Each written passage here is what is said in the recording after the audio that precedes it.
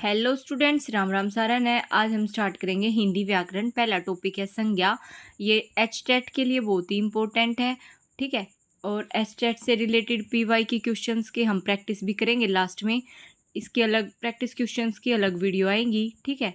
और केवीएस मतलब हर जगह जहाँ पे भी हिंदी व्याकरण आती है वहाँ की उसके लिए यूजफुल है।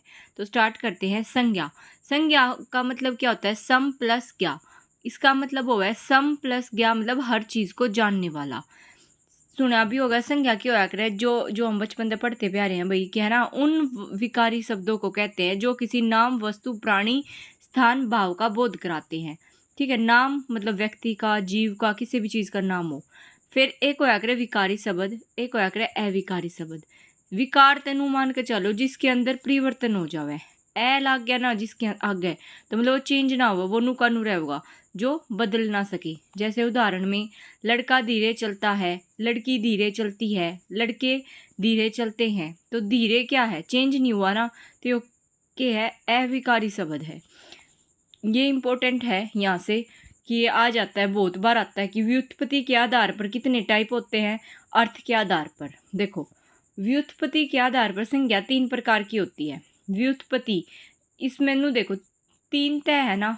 तय कितनी है? जो तय से तलवार बोलते हैं, मतलब तय कितनी? 3 है। तो व्युत्पत्ति के आधार पर 3 प्रकार की व्युत्पत्ति कह लो, मूल रूप से आ जावे या फिर मुख्य रूप से पूछ लेवे। व्यक्तिवाचक, जातिवाचक, भाववाचक। अर्थ के आधार पर संज्ञा 5 प्रकार की होती है। यहाँ पे जातिवाचक के 2 टाइप और बता दिए, द्रव्यवाचक और भाववाचक, ठीक है। अब हम नंबर वाइज इन सबको करेंगे। देखो, व्यक्तिवाचक संज्ञा नू ध्यान रख लो। व्यक्तिवाचक से जब भी किसी स्पेशल एक व्यक्ति का जिक्र हो ना, मतलब किसी भी एक चीज का जिक्र कर रखा हो, तो वहां पे व्यक्तिवाचक संज्ञा होगी।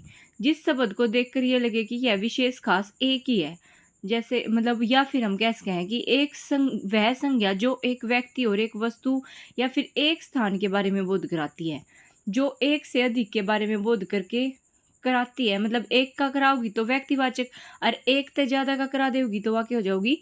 जातिवाचक हो जाओगी, ठीक है। उदाहरण में गंगा, हिमालय, रामपुर, भारत, पवन, पाकिस्तान, काला सागर, सूर्य आदि, बासमती चावल, ठीक है।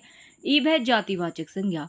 जब किसी शब्द को सुनकर ये लगे ना कि ये तो बहुत सारे हैं, जैसे कि लड़की, पर्वत, नदी, शहर, मिठाई, बर्फी, लड्डू, गाय, कुत्ता, चावल, पोस्ट का नाम, मृत्यु, आत्मा, ठीक है। मतलब ये बहुत सारे हैं, इनके नाम न पढ़ोगे ना। जो लड़की है, किसी एक प्रॉपर मतलब किसी का नाम थोड़ी लिया, लड़की में तो बहुत सारे ही है। भाववाचक।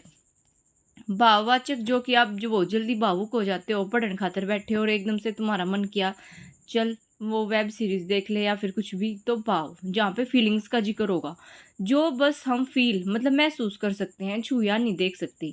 उदाहरण में आ जाएगा प्रेम, समय, हरियाली, मृत्यु नहीं होता भाई, इसमें ध्यान रखना। लोकतंत्र, चोरी, लंबाई। जैसे लंबाई ने देखो, लंबाई कोई वस्तु थोड़ी है, ना व्यक्ति हो, ना कोई जीव, ना कोई प्राणी, मतलब बच्चा के भाव, तो ये सब के हैं भाववाचक। ईव है जातिवाचक। जो जातिवाचक के ही 2 टाइप हुए हैं, समूहवाचक और द्रव्यवाचक। समूह समूह है मतलब जब किसी चीज को देखकर ये लगे कि ये तो ग्रुप की बात है। और जो द्रव्यवाचक हो आग्रह, वो आग्रह लिक्विड, सॉलिड, लिक्विड, गैस, मतलब ठोस, द्रव, गैस। जब भी लगे कोई चीज इनसे मिलकर बनी है ना, मतलब कि इसका मतलब ये है कि सभी मटेरियल होंगे इसमें। इसके उदाहरण है कक्षा, सभा, पुलिस, सेना, समिति। सेना का बहुत बार आता है भाई, प्रीवियस ईयर में देखोगे तो आप कि सेना पूछ देंगे कि ये समूहवाचक है या कौन सा वाचक है, तो ये समूहवाचक में आओगा, ठीक है। समिति, भीड़, सरकार।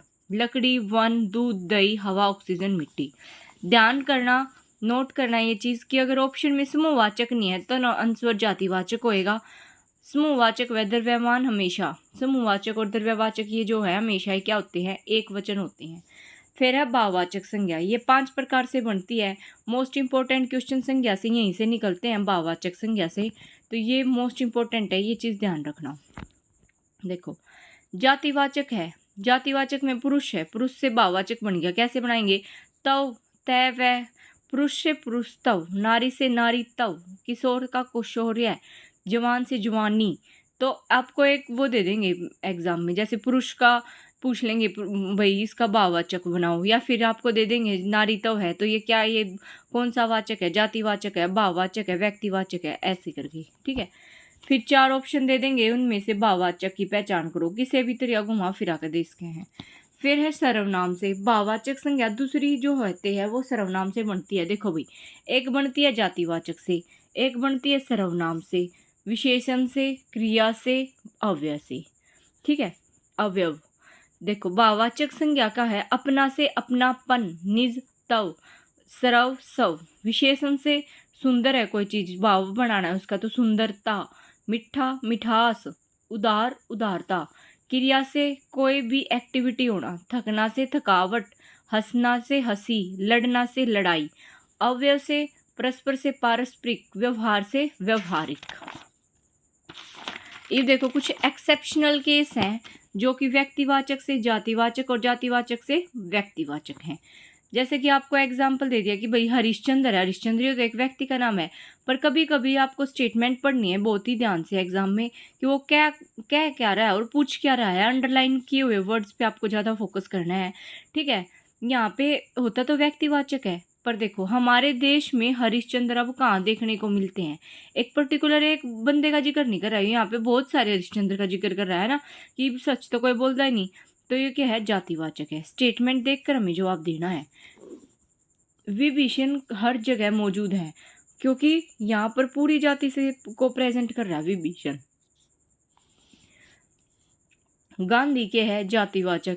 गांधी अहिंसा के पुजारी थे, तो यहाँ पे एक स्पेशल एक बस महात्मा गांधी जी का जिक्र कर दिया यहाँ पे। यहाँ सचिन तेंदुलकर कौन है, सचिन तेंदुलकर कौन है, मतलब पूरे ग्रुप की बात कर रहे हैं ना, पूरे ग्रुप को रिप्रेजेंट कर रहा है जातिवाचक। तो भैया आप पढ़ोगे इसको, प्रैक्टिस करोगे ना इसके PYQ को, जब आपको कॉन्फिडेंस आएगा। खुशी प्रथम आई, ये क्या है, एक व्यक्तिवाचक है। उसके प्रथम आने से खुशी हुई, वो भाववाचक है। जो नेचुरल चीजें होती है ना वो क्या होती है, जातिवाचक संज्ञा में आती हैं।